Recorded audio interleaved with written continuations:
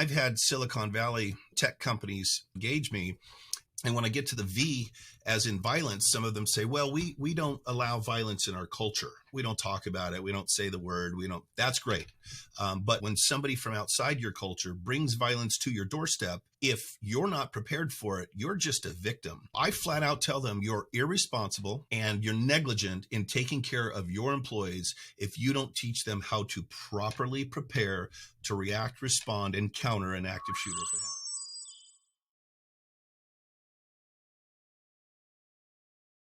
Mike, thanks for joining me today. Rob, thanks for having me. Now, one of the things that we were talking about just ahead of hitting record on this episode wasn't so much the story that inspired you to get into this business altogether, but the story that kind of inspired you to reinvigorated your interest in working in active shooter training. And I just kind of wanted to hear that again and repeat that for the audience, because I thought it was really fascinating. Sure. So you're referring to Liz Moreno's story. In 2013, I created the program. I started teaching it in 2014. In 2017, I got an email the first week of October 2017 from a lady named Liz Moreno. And I read the email and it said, hey, Mr. Julian, you probably don't remember me, blah, blah, blah. 2.5 years ago, you came to my work and you taught all the employees your program. And I thought it was fine, but I hadn't thought about it a day since until on October 1st, 2017, at the Mandalay, concert, the Route 91 Country Music Festival. She said, we were kind of in front of the stage, surrounded by people. We're watching Jason Aldean, having a great time. All of a sudden, we heard what we thought was firecrackers, and we thought some smart aleck lit some firecrackers in the crowd. She said, but then people became very agitated and stirred, and they started moving around. And she goes, I turned around and saw a woman shot in the face and a man shot in the chest right behind me. She said, obviously, at that point, I knew it was a very dire situation. My boyfriend and I immediately hit the ground like everybody else around us. And she said, at that moment, as I'm covering my head, I realized, wait a minute, I have had training. I know what to do. And she said, I became calm. I turned to my boyfriend. I said, we've got to go. And he said, no, we've got to stay here and shelter in place. And she said, no, I know what to do. I've been trained on this and I'm leaving with or without you. So he said, okay. So Stephen Paddock, the shooter, stopped shooting to switch guns or reload. And they jumped up and grabbed hands and took off running. When he started shooting, they took cover. And then same thing, they took off running. They got back to safety. And she said this. Well, I of course reached out to her and I said, wow, this is an amazing story. I'd love to meet you and hear everything. So she came to my office, told me the whole story. It was very emotional for her. She says, I have not been able to talk about this since it happened. She spilled it. She was emotional. I got a little choked up. And she looked me in the eye and said, I believe that your training saved my life, because I've got a picture that I show in my training of the field in front of the stage littered with dead bodies. And she may be right. She may have actually been one of those people, because he continued shooting for several more minutes after they took off running. So, as a parent, the most profound moment in my life is when my 2 children were born. The second is when a grown woman looked me in the eye and said, your program saved my life, or something you taught me saved my life. Now, I've been a private investigator and security professional my whole life, since I was 16 years old. Grew up in my father's business. And I was a little burned out, frankly, after that many years. But that completely gave me a new purpose. It hit the reset button. And I went back to, I told my staff, hey, I'm going to focus more on the Alive program, because that was an incredible experience to have someone tell me that. And if I can do it once, I can do it again. And I want to save more lives, because it just proved that the program works. So that's when I kind of hunkered down and said, okay, you, my staff, you guys take care of the investigations and the EP and the, uniform security. I'm going to spend most of my time on Alive. And I have. And the program has just absolutely taken off. Unfortunately for the world, because it needs it, but fortunately also because it's there and it works. So it's proven concept. I just love that story, Mike, because not many people have that much meaning behind the work, and we all kind of crave that stuff. And it's just an incredible story. When you were sitting across from her, what was kind of going in through your mind while you were hearing that story? Well, I was picturing it. I'm not an empath. I'm not a touchy feely empathetic person, and I can feel people's energy. But what I am fairly, I guess, luckily I'm fairly skilled at is I can kind of put myself in another person's shoes when it comes to their mindset and their thinking, because I'm very analytical and I love the whole psychology. I've studied it my whole life. So I was putting myself in her mind and trying to feel what she felt, the emotions, the adrenaline, the fear, and analyze that so I understood it. So I was putting myself in her position and trying to experience it through her eyes. And it was intense, man. I'll tell you, it was intense. But, you know, I always joke that I've never done heroin, but I hear it's very addictive. Well, when somebody tells you you saved my life or something you did save my life, that's addictive. I want more of that. And I tell my instructors, I've got over 180 instructors throughout the world teaching this program.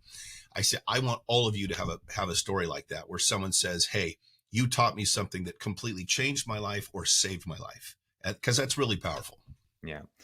Now, Mike, I first saw your work at the Bodyguards for Kids event that Danita and Chris Grow put on a couple of months ago. Friends of the show had them on the podcast a few times, really love their work. And I really enjoyed the presentation that you put on.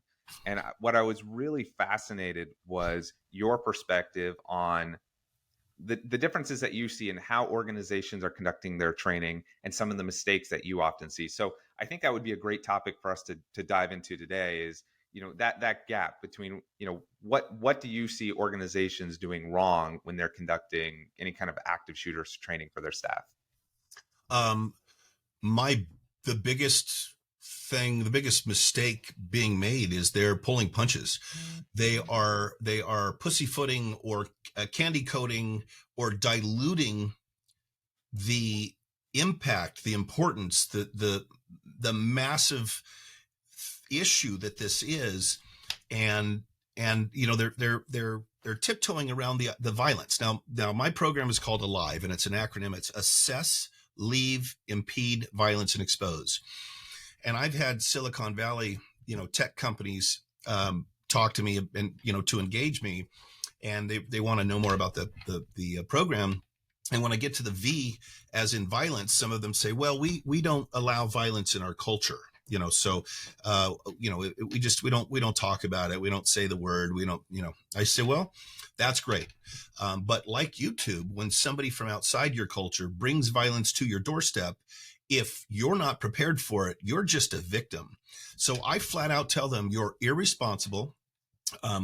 And you're negligent in taking care of your employees if you don't teach them how to properly prepare to react, respond, and counter an active shooter if it happens. That's my biggest one. And I will tell them from the highest rooftop, shame on you. You can be all lovey-dovey and whatever you want to be, but if it comes down to, your distaste for violence, meaning you don't teach people to prepare for it, then shame on you. It's just kind of an interesting contrast. I'm so too, because I do work at a tech company where there is usually the kind of philosophy, and I know HR might be listening to this podcast. We have sessions on nonviolent communications and things like that. And for the day-to-day stuff, if that's how companies want to run their business, fine.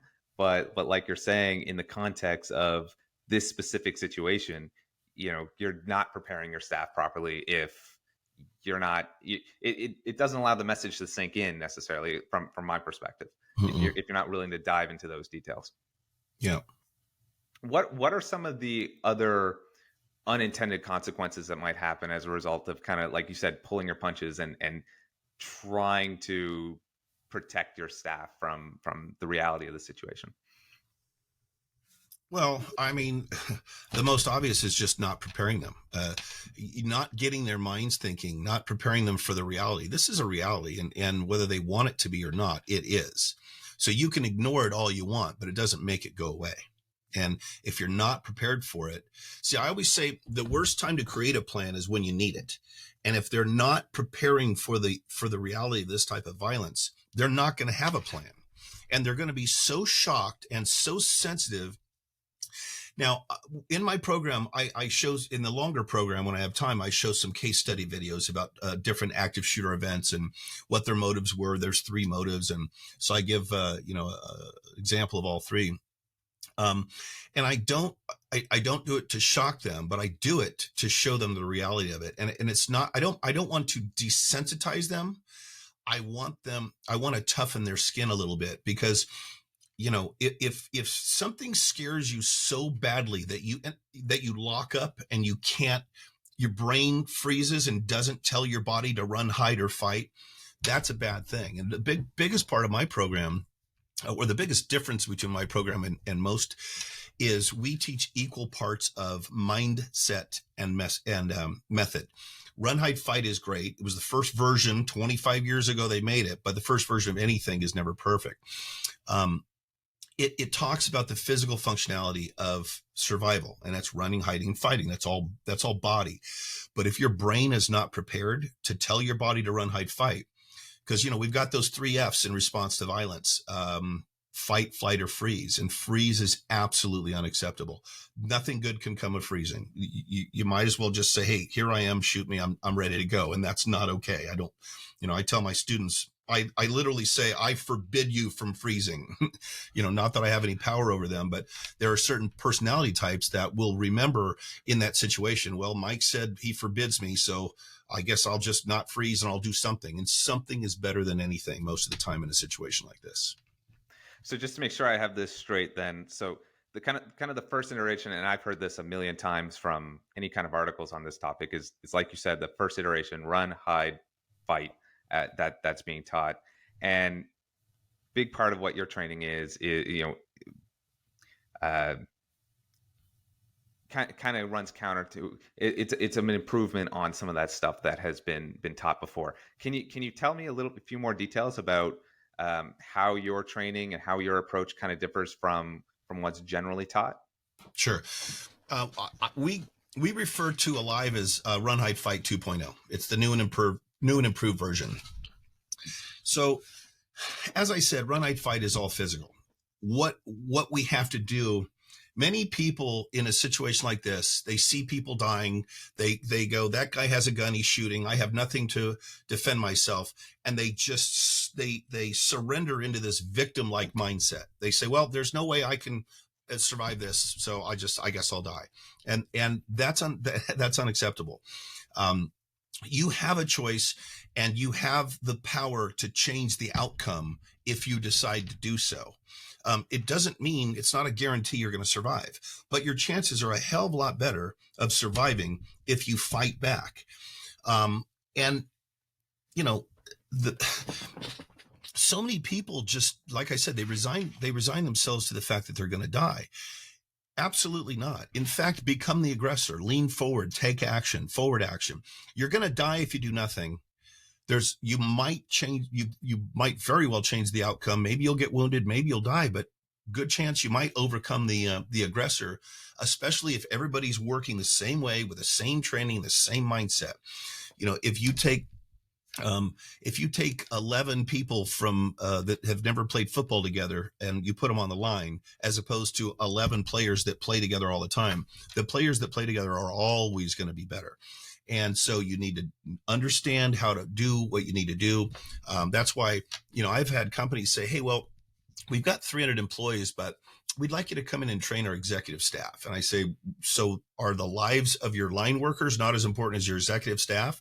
What happens if one of your, executives is somewhere and there's a bunch of line workers there and they don't have the training? Now it's chaos. Everybody needs to learn, drill, practice, train together, and the same way.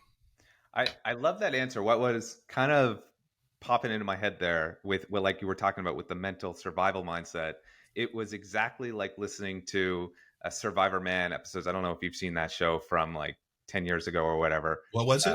Survivor Man. He was this Canadian guy who would go out into the woods or various situations all over the world. And the most important thing was just that survival mentality of having that will to live in those dangerous situations. And what he would talk about a lot is, like I said, a lot of people just giving up and it sounds like it's the exact same kind of mentality that you need to develop when you're stuck in an active shooter situation. Yeah, absolutely. And, John McCain, the politician, he ran for president, but he was a war hero. The guy was a prisoner of war during Vietnam. In his book, he said that there was several of them, in the prisoners of war. And he said, the ones that didn't make it are the ones that gave up hope. He said, some of us just refused to give up hope because we're too stubborn or whatever. And that's true. As soon as you give up hope, you have surrendered to fate instead of deciding, wait a minute, I'm going to make a difference here. So my program is very, very, very much about empowerment. It's empowering you to understand and realize that you can change the outcome if you do something. Empowerment to never give up hope. Empowerment to become the aggressor. Empowerment to keep your, to be thinking rationally instead of emotionally. When you think of when you react emotionally, oftentimes either you can become paralyzed or you become hysterical. You can't think properly. And that's why my book's called 10 Minutes to Live. In my research, I found that 90+% of all active shooter events in history lasted exactly 10 minutes or less. In fact, 69% are over in 5 minutes or less. What does that mean? We know statistically it's going to be over in a certain amount of time. 10 be the very longest amount, 10 minutes, but probably over in 5 minutes. So if this has been going on a minute or two, keep the faith, keep hope, see the finish line. It's only 2 or 3 minutes away. I can survive for 2 or 3 minutes. You never, ever, ever lose hope.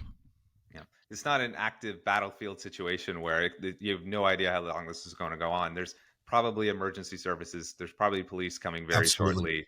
shortly. Most of the time, these guys are going to get taken out at some point. So like you said, like 5-10 minutes is all the window that you need to keep motivated. Absolutely. What other kind, because there's kind of 3 different things that I kind of want to take this conversation down now. I want to talk about, because I think we can go 3 different directions. The kind of mental training that you talk about with people, the physical things of what you can do, and then also I kind of want to make this more higher level for people that might be doing training within organizations. So are there any other kind of mental tricks that you teach people that attend your courses of what they can do to not freeze in those situations? Yeah, well, and it's I do tell them it's a trick. Look, our minds are just absolutely amazing. They can do so many wonderful things. They can do so many terrible things if we don't know how to not let them do terrible things. So they can be our worst enemy if we want. So when I break down the 5 steps of Alive and I talk about the assess process, which is the very first step, that is the only step that is pretty much all psychological, all mental. The rest are all physical.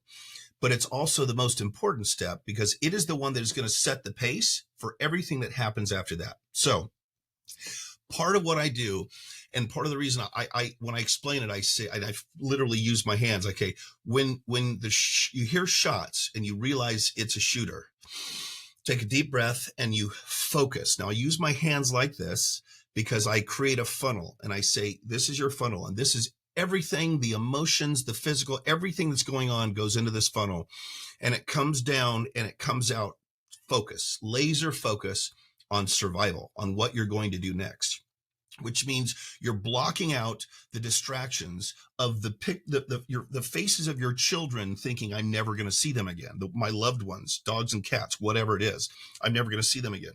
So obviously the breath is to get oxygen to our vital organs because they're starving from the adrenaline making your heart pump 3 times faster.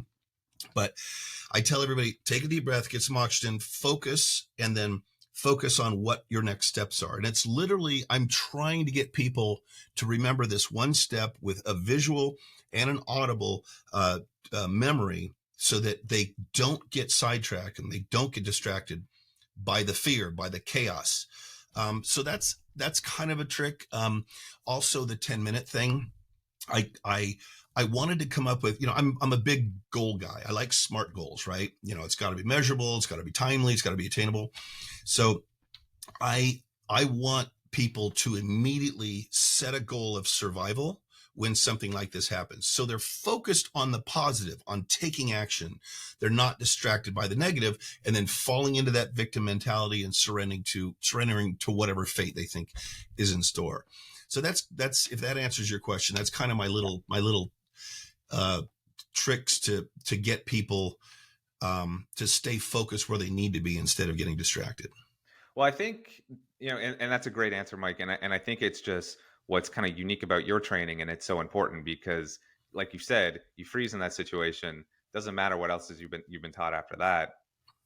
Nothing's going to happen. And that happens so often. You hear about in these active shooter situations where it's the people just froze. So like you said, that's absolutely foundational to the rest of the steps. Kind of want to go on now to number 2. What are the sort of physical things that you tell people to do once they've kind of collected themselves and prepared themselves mentally for the next 5 minutes? What do you recommend that they do next? Well, it depends on whatever step they're taking. If they're taking the L in Alive is leave, which is like run, but I don't like run because it's what we do when the boogeyman's chasing us, and it's not empowering. Leaving is it's a way of thinking about calmly extracting yourself from the danger. Get off the More proactive. Yeah. Oh, 100% more proactive, as is impede instead of hide. So I talk about, how you might want to, if you can leave, keeping cover and concealment, keeping things between you and the shooter. If you're, they can see you, but you're leaving, you're going in the opposite direction. If it's the impede process, I talk about impede creating time and space. Now, these killers, based on their psychology, they know that, in fact, my definition of an active killer is a person engaged in killing or trying to kill as many people possible in a short amount of time as possible. I think the government should change it to that, because I think that really gets to the core of what they're doing and what their purpose is. So if you can create time and space by any means possible, if you create even a clunky little barricade that's going to take them 3 minutes to get through, they're not going to waste those 3 precious minutes and opportunity to take lives, because they know law enforcement is on the way. They know the window of opportunity is closing. They're going to move on to easier targets. So that's physically something, but the violence portion is the physical part. I believe that human beings are not born violent. I believe we learn violence. I think we know how to kill to survive so we can eat. But when it comes to violence, I believe that that's something that we learn. A lot of my students are not comfortable with violence. They don't understand violence. They've never experienced violence as an aggressor or a victim. So I try and get people into the mindset. In fact, I have an exercise that I call, "Can you take another human life?" And I always ask people, can you take another human life? And about every 3rd or 4th training session we do, somebody will raise their hand, or multiple people. And then I do this exercise where I take them down this journey where I basically put them in a position to where I'm a bad guy and I'm about to kill somebody they care about, and I'm going to count to 3. And all they have to do is, before I get to 3, they pull their little finger trigger and kill me. And nobody has ever gotten to 3 and not pulled the trigger. So I want to prepare people psychologically for doing whatever it takes. Also in the program, we talk about how to, render a semi-automatic weapon unusable by, making sure that it jams. I talk about using a pen to stab it through their eyeball into their brain to disrupt the electrical signals so that they are no longer a threat. I want people to understand this right here, this pen right here could save their life. And again, I get into the psychology things. If somebody walks through the door and you just start going at them with the eyes, our brain immediately goes into survival mode and stops every other thought and action except to protect the eyeballs, which is the sense that we use more than anything. So now as a shooter, I'm on the defensive. I probably drop the gun and I'm on the defensive trying to protect my eyes, and you're trying to stab me. Now you're the aggressor. I've completely turned the tables, and that's where we want That's where we want an aggressor, someone violent that's trying to hurt us. So that's the physical of those 3 steps. What the common theme that I kind of noted throughout the entire answer that you've given so far is, and what I find very interesting about your training, it's very emotional, and there's a lot of stories and there's a lot of visuals to kind of make this training stick. And this is part of the conversation because I know we have a lot of security leaders that are doing a lot of training for their staff or the organizations that they might be consulting for. And, the common challenge is, how do you make these things stick? How do you actually get people to remember this stuff? Like, forget a couple of years from now when there might be an event like next week, 2 weeks from now, because it's usually a very boring activity that people kind of have to sit through. And that's what I really find quite interesting about your approach, is that it's very emotional, it's very visual, and it just sounds to me like an incredible lesson to get people to actually remember this stuff a couple of weeks down the road. So, good question. Thank you. Well, there's one: passion and energy. I tell my instructors, we have a 2-day instructor certification course, and I tell them when we go through the section on how to present, how to deliver, and how to engage your audience so it does stick. I tell them that you're a motivational speaker. You need to Anthony Robbins these people and get them so charged up and full of energy that will be connected to the memory of what to do. So if they're ever in that situation, not only are they now remembering what they were taught, but the energy that is associated with that, what they learned, comes back into them and it empowers them. So I say, listen, you need your energy to be so big that it's infectious. I want people to feel your energy. I want them full of your energy. So when they walk out of that training room, they're like, hell yeah, I can defend myself. Damn right, I've got confidence. No, I'm not helpless. No, I won't lose hope. I'm not going to let someone take me away from the people I love. Okay. It's about owning it. It's about moving forward. It's about taking action. There is no victim mentality or anything in this program. We don't accept it. It's not okay. It doesn't happen. So it's just, honestly, one word I would have to say is energy, and people remember it. I don't have people fall asleep in my class. I'll tell you that, because as you can tell, I'm pretty passionate, because it goes back to the reason I created this program. I was pissed. I was angry. I was frustrated seeing good people die at the hands of bad people and watching them do nothing or the wrong thing. And it's like watching a horror movie and you're saying, don't go through that door. Don't open that door. And you like want to stop them. I want people to understand that they don't have to die. They can change the outcome. They can make a difference. They just don't know it part of the time. I want to convince them of how powerful and empowered they are, so that when the poo-poo hits the oscillator, they go into survival mode and they take care of business. All right, Mike, we're coming up at all the time I promised to steal from you today.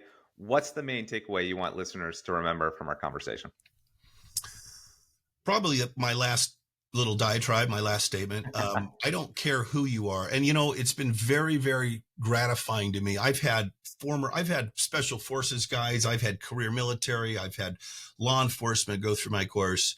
And the feedback has always been, I know how to defend myself. I know how to protect others. But the mindset that so many people lack, you have got to have a certain way of thinking. And people that lose their fortune and then make it all back have a certain way of thinking. Conor McGregor and people that are world-class combat athletes have a way of thinking. You just have to change your mind. You have to set your mind to survival. And the two, I wish we had more time because I have so much to say. The two mindsets I teach are security mindset, survival mindset. Security mindset is prior to the incident happens, and then you go into survival mindset. It's just about taking control and having the power to do what is necessary to survive a situation like that. All right, Mike. Well, that was certainly, I think, the highest energy podcast that I've recorded on Talking Threat Intelligence yet. Love the episode. How can listeners get in touch if they want to learn more about your work? The website is activeshootersurvivaltraining.com.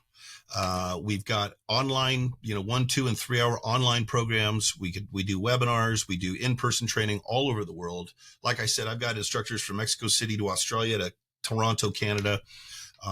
We teach instructor certification class every single month. So we're adding 10 to 50 new instructors every month. But activeshootersurvivaltraining.com is the best way to find us. It's a website, and then you can reach out to us anyway through the website. All right, Mike, thanks for being on the show. Thanks, Rob.